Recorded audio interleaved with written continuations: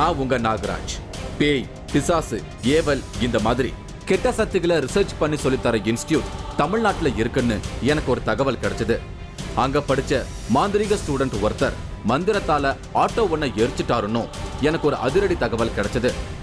அந்த வினோத இடத்துக்கு தான் இப்ப நான் போயிட்டு இருக்கேன். குருவை மிஞ்சிய சிஷ்யர்கள் மாந்திரீகத்தால் ஆட்டோவை எரித்த விபரீதம்.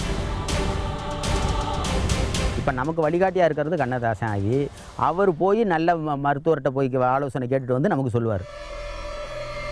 கண்ணதாசன் ஆவியை கட்டுப்பாட்டில் வைத்திருப்பதாக சொல்லும் வினோதம். மாந்திரீக பள்ளிக்கூடத்தில் நடக்கும் அதிரடிகள். இப்ப நான் திருப்பூர்ல டிராவல் பண்ணிக்கிட்டு இருக்கேன். இங்கதான் நான் தேடி போயிட்டு இருக்கிற மாந்திரிக குருகுலம் இருக்குதுன்னு சொல்லியிருக்காங்க. அந்த மாந்திரிக இன்ஸ்டிடியூட்டை நடத்துறவர் பெயர் சலாவுதீன் அப்படின்னும் எனக்கு தகவல் கிடைச்சது. அவரை மீட் பண்ணத்தான் இப்ப நான் திருப்பூருக்கு வந்திருக்கேன். மாந்திரிக ஸ்கூல் நடக்கிற பகுதிக்கு வந்துட்டேன். இவர்தான் சலாவுதீன் அப்சர், மாந்திரிக பள்ளியை நடத்துற மாந்திரிக குரு. டிப்டாப்பா ட்ரெஸ் பண்ணி இருந்தாரு. அடிப்படையில இவர் ஒரு சித்த வைத்தியர். மாந்திரிகத்தை தன்னோட குரு கிட்ட முறைப்படி கத்துக்கிட்ட இவரு தான் கத்துக்கிட்ட விஷயங்களை எளிமையா எல்லாருக்கும் சொல்லித்தரதா சொல்றாரு. நிறைய பேர் போலி மந்திரவாதிகள், போலி சாமியார்கள், போலி ஜோதிடர்கள் இருந்துக்கிட்டு இருக்கிறாங்க. இவங்களுக்கெல்லாம் என்னென்னா அறியாதன் பொருட்டு செய்துக்கிட்டு இருக்கிறாங்க. இதை விளக்கமாக நம்ம சொல்லிக் கொடுக்கணும். கரெக்டான விஷயத்தை அவங்களுக்கு உண்மையான விஷயங்களை சொல்லிக் கொடுக்கணும். அந்த விஷயங்களை சொல்லிக் கொடுக்கணுன்னாரு நானே பட்ட இதுகளெல்லாம் அதெல்லாம் பிடிச்சி ஒரு ஈஸியான மெத்தடில் சித்தர்கள்ட்ட பேசுகிறது, ஆவிகள்கிட்ட பேசுகிறது, பல இதுகளை எல்லாம் எந்த விதமான பிரச்சனைகளாக இருந்தாலும் மக்கள் தெளிவடைஞ்சிக்கிற மாதிரி உண்மையான விஷயங்களை சொல்லிக் கொடுக்கணும்னு சொல்லி கொடுத்துட்ருக்குறானுங்க. ஓம் ஓம் ஐயும் ஐயும் கிளியும் கிளியும் சவ்வும் சவ்வும் ரீம் ரீம் ஸ்ரீம் ஸ்ரீம் நமச்சிவாய நமச்சிவாய திரிபுரேஸ்வரி தேவி திரிபுரேஸ்வரி தேவி தினகர நாயகி தினகர நாயகி தீர்க்காயுசு உண்டாக சுவாக தீர்க்காயுசு உண்டாக சுவாக ஓம் ஓம் ஸ்ரீம் ஸ்ரீம் ரீம் ரீம் காத்து ரட்சிக்க சுவாக காத்து ரட்சிக்க சுவாக. 48 மணி நேரத்துல மந்திரங்களை கத்து கொடுத்து உங்களை ஒரு மந்திரவாதி ஆக்குறேன்னு அதிரடியா ஒரு பரபரப்பான ஸ்டேட்மெண்ட்டை கொடுத்திருக்காரு இந்த ஹைடெக் மந்திரவாதி. இவர்கிட்ட மாந்திரிகத்தை கத்துக்க வரவங்க இவரை குருஜின்னு மரியாதையா கூப்பிடுறாங்க. இங்க சில அழகான முரண்பாடுகளையும் நான் உணர்ந்தேன். இங்க வரவங்களுக்கு அம்மன், காளி இந்த மாதிரியான இந்து தெய்வங்களை தனக்குள்ள வரவழைச்சு அருள்வாக்கு சொல்ல வைக்கிற மாந்திரிகத்தை கத்து கொடுக்கும் சலாவுதீன் ஒரு முஸ்லிம். அதே மாதிரி சலாவுதீனை குருவா ஏத்துக்கிட்டு அவர்கிட்ட தீட்சை வாங்குற இந்து ஆன்மீகவாதிகளும் இங்க வராங்க. அதற்கான ஒரு உதாரணத்தை இங்க பார்த்தேன். இவரு குமாரசாமி அடிகளார். ஆரம்பத்துல இவருக்கு சலாவுதீன் மேல நம்பிக்கையே இல்லாம தான் இங்க வந்திருக்காரு. அப்புறமா இந்த ஸ்கூல்ல சேர்ந்து மாந்திரிகத்தை கத்துக்கிட்டு இருக்காரு. பில்லி சூனியம் எடுக்கிறது மாதிரியான ரொம்ப ரகசியமான மந்திரங்களை எல்லாம் சலாவுதீன் கிட்ட கத்துக்கிட்டு இப்போ பிரச்சனையை தீர்க்கும் மந்திரவாதி ஆயிட்டாரு. நமக்கு நம்பிக்கையில முதல்ல இவன் மேல இங்க, ஆனா பயிற்சி எடுத்த பின்னால மிகப்பெரிய ஒரு குருஸ்தானத்துக்கு லாய்க்குங்கிறது நம்ம உறுதி பண்ணிட்டோம் உங்களுக்குங்க. இப்ப குருஜி நீங்க அந்த பயிற்சி எடுக்கிறதுக்கு முன்னாடி ஒரு தீட்சை கொடுக்குறாரு, அது எதுக்காக? அது தீட்சை அந்த வித்தியை பழிக்கிறதுக்காக தரக்கூடியவங்க. நம்ம சமயத்தில் உங்களுக்கு குரு யாரு வித்தியை சொல்லி தர்றாங்களோ அவங்க தீட்சை கொடுத்தா தான் பழிக்கிறதுக்காக இருங்க தீட்சை தர்றாங்க உங்களுக்கு. நான் அங்க போயிருந்த சமயம் காலேஜ்ல இருக்கிற மாதிரி பெரிய பெரிய புத்தகங்களை வச்சு பாடம் எடுத்துக்கிட்டு இருந்தாரு. மாந்திரீகத்துல பல வகைகள் இருக்கு. பேயோட்டுவது, பில்லி சூனியம் வைப்பது, எடுப்பது, ஏவல், செய்வினை கோளாறுகளை நிவர்த்தி செய்வது, இப்படி நிறைய பிரிவுகள் இருக்கு. இதுக்கெல்லாம் தனித்தனியான மந்திர உபயோகங்கள் இருக்கிறதா சொல்லப்படுது. அதையெல்லாம் தனித்தனி பாட புத்தகங்களா வடிவமைச்சு எல்லாருக்கும் புரியற மாதிரி சொல்லி கொடுத்துட்டு இருக்கிறதா சொல்றாரு சலாவுதீன். இந்த மந்திரங்கள் சொல்கிறீங்கல்ல, உங்கள் கிளாஸஸ் எடுக்கிறீங்க, தியரி கிளாஸ் எடுத்துறீங்க. நான் இப்போ காலையில் பார்க்கும்போது பார்த்தீங்கன்னா எல்லாருக்குமே கிளாஸ் எடுத்துகிட்டு இருந்தீங்க, எல்லாருக்கும் ஒவ்வொரு புக்கு கொடுத்துருக்கீங்க. அந்த தியரியில் என்ன இருக்குது, அந்த மந்திரங்கள்லாம் எங்கேருந்து நீங்கள் கேட்டு தெரிஞ்சுக்கிட்டீங்க? குரு மூலமாக பட்டது தாங்க. எனக்கு மோகன் செட்டியார் கொடுத்து, அவருக்கு சாது சொடலைமுத்து பிள்ளைங்கிறவர் அவர் குரு கொடுத்து, இப்படி ஒவ்வொருத்தரும் குரு மூலியமாக கொடுத்தது. இது பாரம்பரியமாக வரக்கூடியது. இந்த தியரியில் என்னென்ன விஷயங்கள் இருக்குது? தியரியில் அவங்களுக்கு தேவையான எல்லா விஷயமும் இருக்குது. எது உண்மை எது பொய்யுங்கிறத சொல்லிக் கொடுக்கறது கொண்டு எல்லா விஷயமும் தியரியிலே சொல்லி கொடுத்துருவோம். இந்திய வரலாற்றுல வேத காலத்தை தவிர்க்கவே முடியாது.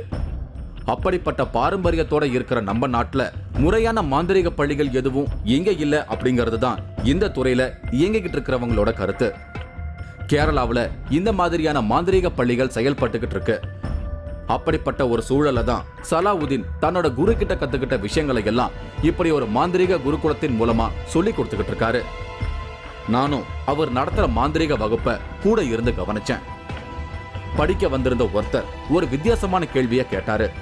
மகனை பிடித்திருக்கும் அப்பா ஆவிய என்ன செய்வதுன்னு ஒரு சந்தேகத்தை எழுப்பினாரு. பேயோற்ற முறையில அந்த ஆவிய சமாதானப்படுத்தி பையனோட உடலை விட்டு வெளியேற்றிடலாம்னு சலாவுதீன் பாடம் நடத்திக்கிட்டு இருந்தாரு. அப்பா இறந்துட்டாருன்னா அப்பாவுடைய ஆவி வந்து பையன் உடம்புல இருக்கு அப்படின்னு சொல்லி அவங்க வீட்டில் எல்லாம் சொல்லிட்டு இருக்காங்க. இப்போ எதுக்கு என்ன பண்ணுறது? அது அவங்கள்ட்ட கேட்டு அவங்க ஆவி வந்து பிடிக்குதுன்னு சொன்னாலே அவங்களுடைய இதுகள் வந்து நிறைவேறாத ஆசைகள் நிறைவேறாமல் இருக்குதுங்கிறது தான் பொறுப்பு. அதுவும் அப்பா வந்து பெரும்பாலும் சொந்த குடும்பத்தில் யாரையும் பிடிக்க மாட்டாங்க, ஆவிகள் பிடிக்க மாட்டாங்க. சரிங்களா? அப்போ வரணும்னா அவங்க ரொம்ப துன்பப்படுத்தி பையன் அவன் நல்லா இருக்கிற காலையில் அவனை துன்பப்படுத்தி துயரப்படுத்தி ஏதாவது அப்பாவுக்கு செஞ்சுருந்தா அதை பழி தீர்க்கிறதுக்காக வேண்டி அவர் அந்த பையன் மேலே வந்திருக்கலாம். அப்படியா தான் நீங்கள் பேய் ஓட்டுற மெத்தட் படி அதை அவங்கள பேயை ஓட்டி அவங்கள்ட்ட என்ன வேணும் ஏது வேணும்னு கேட்கறத கொடுத்து அவங்கள சாந்தி அடைய செய்யணும்.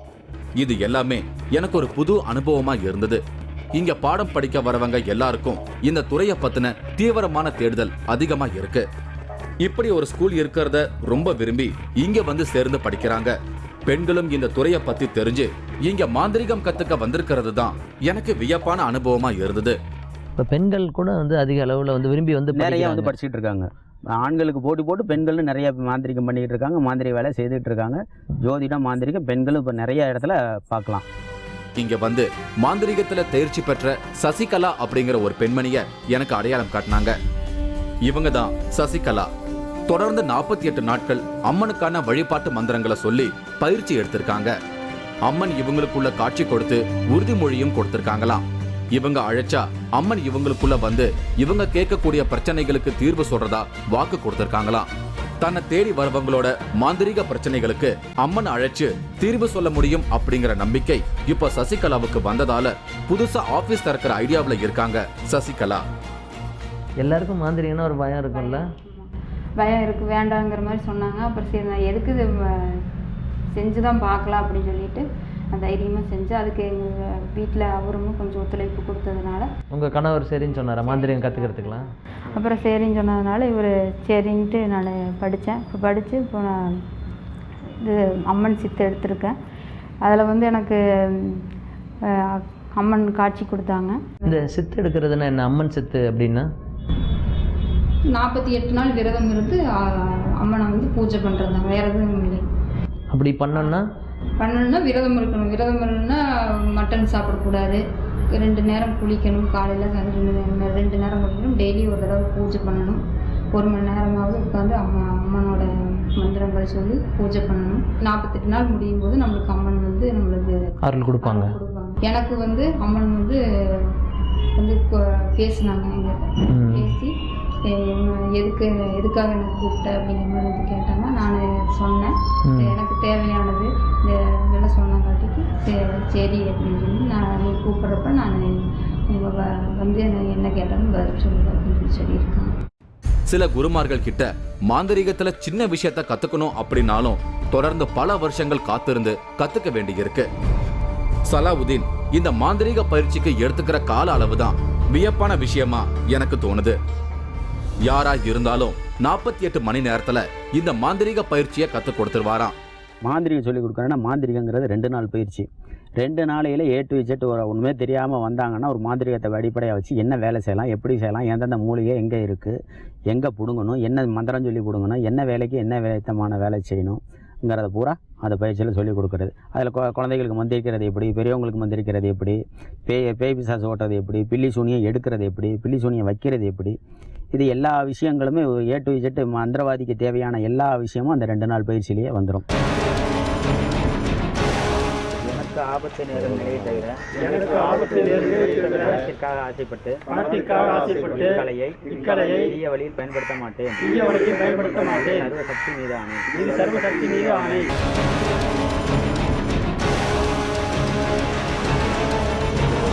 ஆச்சி மசாலா வழங்கும் 3வது கண் powered by twin birds legging. இடைவேளைக்கு பின் தொடரும்.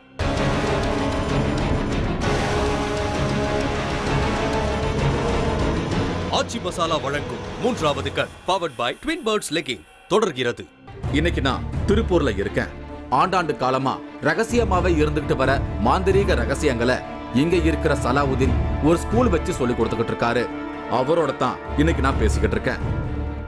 சலாவுதீன் தான் கிட்ட படிக்க வந்தவங்கள மந்திரவாதிகளாக்கி சந்தோஷப்படுற அதே நேரத்துல இவர் வேதனைப்படுற மாதிரியான சில சம்பவங்களும் இங்க நடந்திருக்கு.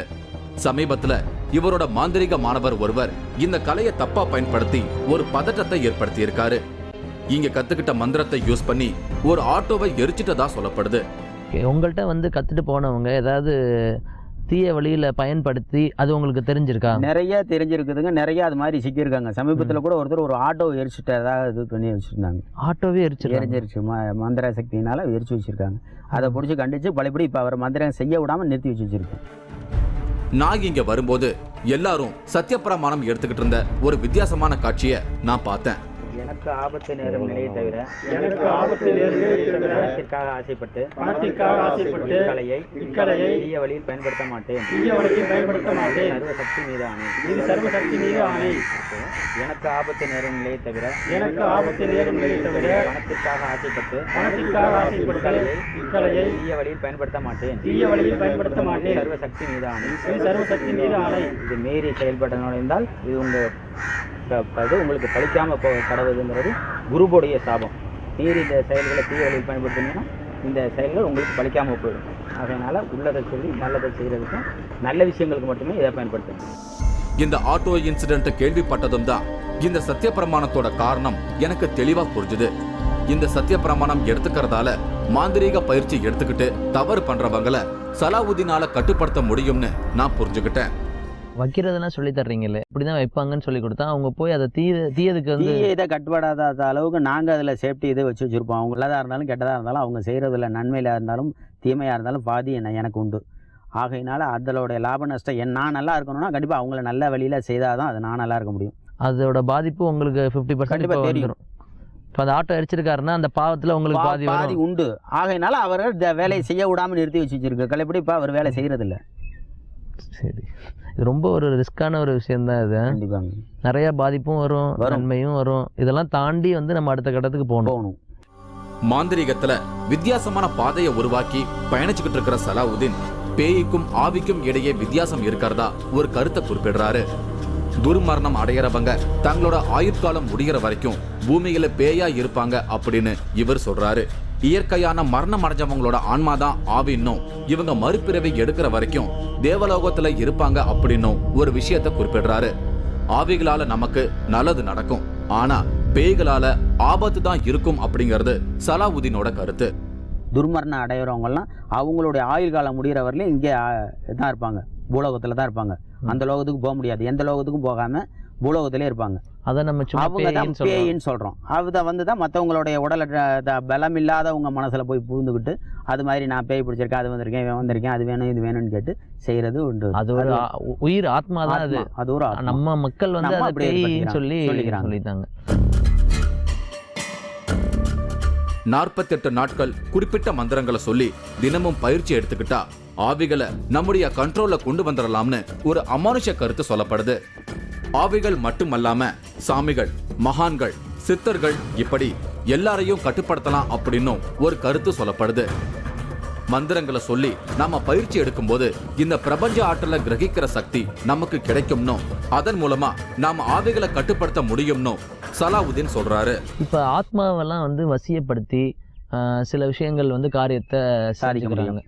அந்த மாதிரி எப்படி பண்ணுறது? அது வசியப்படுத்துகிறேன்னா அதுக்கு உள்ள மந்திரங்கள் இருக்குங்க. சொல்லி அந்த மந்திரங்களை சொன்னால் 48 நாளுக்கே ஒரு பூஜை தியானத்தில் இருந்தோன்னா எல்லா சக்தியும் அபரிவிதமான இந்த பிரபஞ்ச சக்தி நமக்கு இதாயிரும். அதன் மூலியமாக நம்ம என்ன நினைக்கிறதெல்லாம் சாதிக்க முடியும். அப்போ அது மாதிரி இருக்கையில் நம்ம ஆவியாக இருந்தாலும் சரி, சித்தராக இருந்தாலும் சரி, மகானாக இருந்தாலும் சரி, யாரை நம்ம பேசி நினைக்கிறோமோ அவங்க நமக்கு இதுபடுத்தி வச்சுருவாங்க, அடிமையாகிடுவாங்க. அதை தான் சித்து எடுக்கிறதுன்னு சொல்லுவாங்க. அப்போ அதன் மூலியமாக நம்ம காரியங்களை எந்த காரியம் வேணாலும் செய்யலாம். கண்ணதாசன் இவரை பத்தி தெரியாதவங்க இருக்க முடியாது. இந்த டைம்ல இவரை பத்தி பேசுறதுக்கு ஒரு முக்கிய காரணம் இருக்கு. சலாவுதீன் அழைச்சா கண்ணதாசன் ஆவியா வந்து எல்லா உதவிகளையும் செய்வாராம். இப்படி ஒரு வினோதத்தை கேட்கும் போதே எனக்கு வியப்பாக இருந்தது. இப்போ நீங்க வந்து அந்த பேய் ஆத்மாவை கூப்பிடுறது அப்படின்றது இறந்து போய் இப்போ தேவலோகம் போயிட்டாங்க அப்படின்னா அவங்களை அழைக்க முடியுமா? தேவலோகம் போனவங்கள அழைக்கலாம். அவங்க தான் இப்போ ஆவிகளாக வர்றது பேசுகிறவங்க தேவலோகம் போயிடும் அவங்க இருப்பாங்க. அவங்க மறுபிறவி எடுக்காமல் இருக்கிறவர்களே நம்ம கூப்பிடையில் வருவாங்க. மறுபிறவி எடுத்துட்டாங்கன்னா திரும்பி அவங்க வரமாட்டாங்க. அப்போ மறுபிறவி எடுக்காமல் இருக்கிற ஆவிகள் ஒவ்வொருத்தர் இப்போ என்கிட்ட வந்து கண்ணதாசன் ஆவி இருக்கார். அப்போ அவர் இறந்து போய் ரொம்ப நாளாச்சு. அவர் மறுபிறவி எடுக்கல. மறுபிறவி எடுக்காதனால தான் இப்போ நம்மள்ட்ட கூப்பிட்டு பேசுகிறதில் நம்ம கூப்பிட்டு பேசிக்கிட்டு இருக்கிறாங்க. சலாவுதீனோட பேசிக்கிட்டு இருக்கும் விஷயங்கள் எல்லாமே எனக்கு சுவாரஸ்யமா இருந்தது. வாழ்க்கையில பல சந்தர்ப்பங்கள்ல நம்முடைய பிரச்சனைகளுக்கு தீர்வு கிடைக்கிறது இல்ல. மந்திர பயிற்சி செய்து ஏதாவது ஒரு வழிகாட்டி ஆவிய நம்ம கண்ட்ரோல கொண்டு வந்துட்டா நம்ம பிரச்சனைகளை பத்தி வழிகாட்டி ஆவிக்கிட்ட சொன்னா போதுமா, அதுவே அதற்கான தீர்வை நமக்கு சொல்லிடுமா? இப்படி கண்ணதாசனும் சலாவுதீனுக்கு நிறைய உதவிகள் செய்யறதா இவர் சொல்றாரு. கண்ணதாசன்ட்ட தான் கூப்பிட்டுருக்கேன். நமக்கு தேவையான விஷயங்கள் எல்லாமே கண்ணதாசன்ட்ட கேள்வி கேட்டுக்கும். எல்லா விஷயங்களும் நமக்கு சந்தேகங்கள் எல்லாம் நிவர்த்தி பண்ணி தருவார். என்னென்ன எந்த ஒரு சந்தேகமாக எந்த ஒரு நோயாளி வராங்கன்னா அந்த நோயாளிகளுக்கு எனக்கு தெரியாத மருந்து எதுவும் கொடுக்கணுன்னா அவங்கள்ட்ட கேட்டு கொடுக்குற மாதிரிலாம் இருக்குது. இப்போ நம்ம கேள்விப்பட்ட வரைக்கும் என்ன அப்படின்னா, இப்போ இறந்து போன ஆத்மா வந்து ஒரு மருத்துவராக இருந்தால் மருந்து சம்மந்தப்பட்டமாக சொல்லுவாங்க. இல்லை அவர் வந்து ஒரு தெய்வம் ஒரு மகான் அப்படி இருந்தாங்கன்னா மக்கள் நல்லது கெட்டதை பற்றி சொல்லுவாங்க அப்படின்பாங்க. இப்போ நீங்கள் கண்ணதாசன் கவிதை எழுதுறவர் இதில் என்னன்னு கேட்டிங்கன்னா, கண்ணதாசன் இருந்தாங்கன்னா அவர் போய் சரியான மருத்துவர்கிட்ட கேட்டுட்டு வந்து சொல்லுவாங்க. அவர் போய் மகன்கிட்ட சொல்லுவாங்க. அவங்க எல்லாத்தையும் நம்ம வசியப்படுத்தி அவங்கள்ட்ட நம்ம பேசிக்கிட்டு இருக்க முடியாது. அவங்க நமக்கு வழிகாட்டி ஆவியாக இருக்க மாட்டாங்க. இப்போ நமக்கு வழிகாட்டியாக இருக்கிறது கண்ணதாசன் ஆவி. அவர் போய் நல்ல மருத்துவர்கிட்ட போய் ஆலோசனை கேட்டுட்டு வந்து நமக்கு சொல்லுவார். அதே மாதிரி அவர் போய் நல்ல மகான்கள்கிட்ட இருந்த செய்திகளை கேட்டுட்டு வந்து நமக்கு சொல்லுவார். அப்போ நமக்கு டைரெக்டாக பேசுகிறவங்க இவங்க தான். உள்ளபடிக்கு பேசுகிறவங்க எல்லாம் ஆவிகள்கிட்ட பேர்த்து வச்சுக்குவாங்க. ஒரு குடும்பத்துல சமீபத்துல ஒரு வயதான பெண் இறந்து போயிருக்காங்க. அவங்க பேரனுக்கு நடக்க வேண்டிய கல்யாணம் தாமதமாயிருக்கு. சம்பந்தப்பட்டவங்க சலாவுதீன் கிட்ட இத பத்தி சொல்லியிருக்காங்க. உடனே சலாவுதீன் கண்ணதாசன் ஆவிய அழைச்சு உதவி செய்ய சொல்லியிருக்காரு. கண்ணதாசன் ஆவியும் அந்த இறந்து போன பெண்ணோட ஆவிய அழைச்சிட்டு வந்து பதில் சொல்ல வச்சுதான். இவரு கதிர்வேலன். இவர் சலாவுதீன் கிட்ட ஜோதிடம் கத்துக்கிட்டு இருக்காரு. கதிர்வேலனோட மாமியார் தான் சமீபத்துல இறந்து போயிருக்காங்க. கண்ணதாசன் ஆவி அழைச்சிட்டு வந்தது இவரோட மாமியார் ஆவியத்தானா? புண்ணியோலக ஆவிகள்கிட்ட பேசுறது பற்றி எனக்கு ஒரு ரொம்ப நாளாக ஒரு ஆர்வம் இருந்தது. சமீபத்தில் என்னோட மாமியார் வந்து இறந்து போயிட்டாங்க. அவங்க இறந்து ஒரு 8-9 மாதம் ஆச்சு. அவங்க நல்ல கோயிலுக்கு உலகம்னு போய் நல்லா ரொம்ப பக்தியாக இருப்பாங்க. அப்படி கேட்கும்போது உங்கள் மாமியார் வந்து பக்தியாக இருப்பாங்கன்னு சொல்லும்போது புண்ணியோலக ஆவிகளை அழைக்கும் போது என் மாமியார் வந்தாங்க.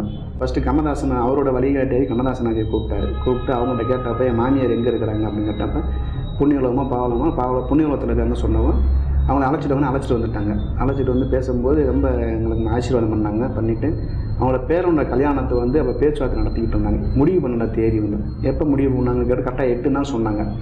8ஆம் நம்பரில் போய் நின்று 8 நாள் பேச்சுவார்த்தை நடத்தணும்னா அதே மாதிரி 2 நாளைக்கு முன்னாடியே ஃபோன் பண்ணி இந்த மாதிரி 8 நாள் கனெக்ட் பண்ணி அந்த வெள்ளிக்கிழமை வர சொல்லி என்னை ஊருக்கு வர சொல்லி கூப்பிட்டாங்க. போய் அதே மாதிரி 8ஆவது நாள் இப்போ பொண்ணு வீட்டுக்காரங்க எல்லாரும் பேசி முடிச்சு நாள் குறித்து மண்டபத்துக்கு அட்வான்ஸ் கொடுத்து விட்டாங்க. இங்கே வந்து அந்த அளவுக்கு ஒரு கரெக்டாக அக்யூரேட்டாக சொன்னாங்க அந்த ஆவியர் வந்து. நீங்கள் எந்த சித்தரை நினைச்சு அவங்களை கூப்பிட்டீங்கனாலும் அவங்க அந்த இடத்துல கட்சி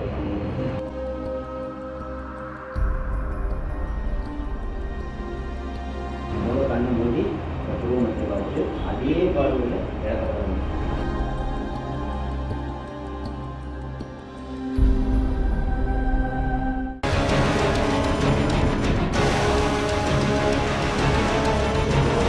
ஆச்சி மசாலா வழங்கும் 3வது கண் powered by twin birds legging. இடைவேளைக்கு பின் தொடரும்.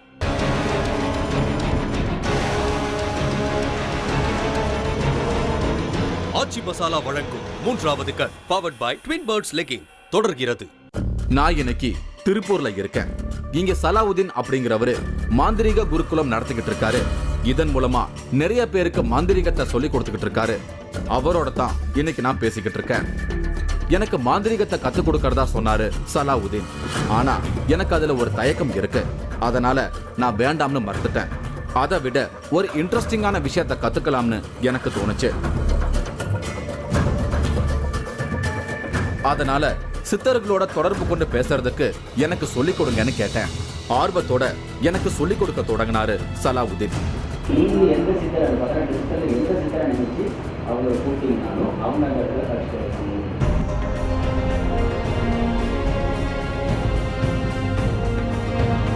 ஒரு விளக்கை ஏத்தி வச்சு செய்ய வேண்டிய பயிற்சிகளை எல்லாம் எனக்கு கத்துக் கொடுத்தாரு. நான் அவர் முன்னாடியே அதை செஞ்சு காட்டினேன். கண்ணை மூடி பூர்ணத்தை பார்த்துட்டு அதே பாடல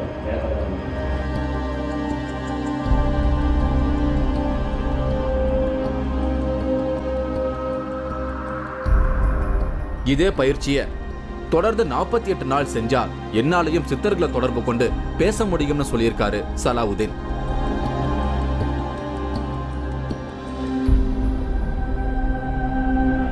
நான் இப்போ அந்த பயிற்சிகளை செய்ய தொடங்கியிருக்கேன்.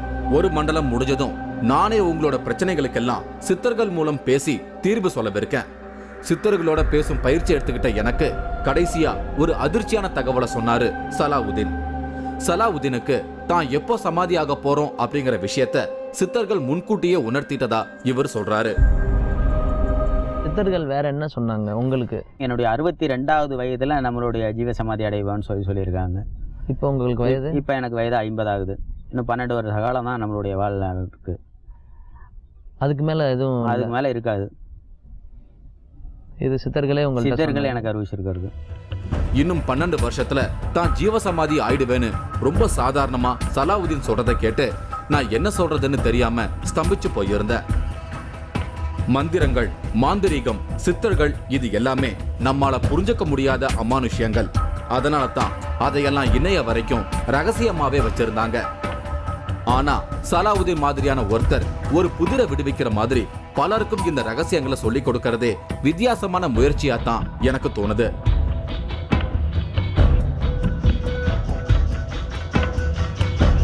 சலாவுதீனுக்கு நன்றி சொல்லிட்டு நான் அங்கிருந்து புறப்பட்டேன். மறுபடியும் ஒரு அமானுஷ நிகழ்வோட உங்களை சந்திக்கிறேன். அதுவரை உங்களிடமிருந்து விடை பெறுகிறேன். நீங்களும் இந்த திகில் பயணத்தில் கலந்து கொள்ள ஒரு வாய்ப்பு. 3வது கண் டிவி ஷோ என்ற ஃபேஸ்புக் பக்கத்தில் எங்களோடு இணைந்திடுங்கள். உங்களது அமானுஷ்ய அனுபவங்களை பதிவு செய்து இந்த நிகழ்ச்சியில் பங்கு பெறும் வாய்ப்பை பெறுங்கள்.